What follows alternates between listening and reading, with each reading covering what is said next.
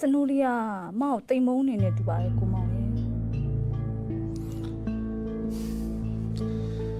အဲ့လိုရှောက်မတွေးရနဲ့မာရဲ့ခလေးဆိုတော့ဒီလိုပဲပေါ့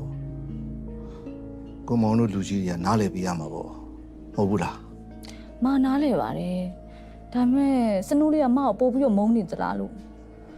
မှန်တော့စကားပါကိုမောင်ရဲ့မာလေးသမီးလေးကိုနေနေနဲ့ထပ်တူတန်ရောစင်ထားပါတယ်သမီးလေးရဲ့ခံစားချက်ကိုမာနားလဲလေနေနေလေဒီလိုပဲခံစားခဲ့ရတာပဲဒါပေမဲ့မသားလေးကကိုမောင်မမုန်းပါဘူးသူကသူချစ်ခင်ခံနေတတ်တာပဲဒါပေမဲ့စနိုးလေးကတော့အဲ့လိုမဟုတ်ဘူး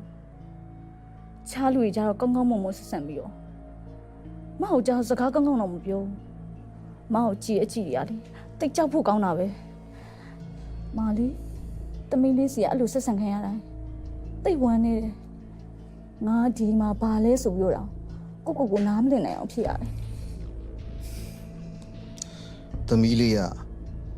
စိတ်သိပ်နှုတာအမာရဲ့သူ့ကိုမွေးကလေးကတအိမ်လုံးကဖူးဖူးမှုတ်ထားခဲ့ကြတာကိုမောင်တို့မိသားစုအတွက်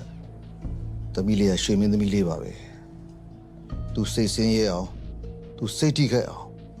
တခါမှလုပ်ခဲ့ဘူးကြတာမဟုတ်ဘူးအခုသူတိတ်ချစ်တဲ့သူ့အဖေကသူစိတ်ဆင်းရဲတဲ့အလုပ်ကိုလုပ်ခဲ့မိတာဟောအဲ့အတွက်သူအရန်ကိုစိတ်ထိခိုက်ခံစားနေရတာပေါ့မာရဲ့အဲ့တော့ဖြစ်လာတဲ့အကျိုးဆက်တွေကိုမာတိခံနားလဲပြီး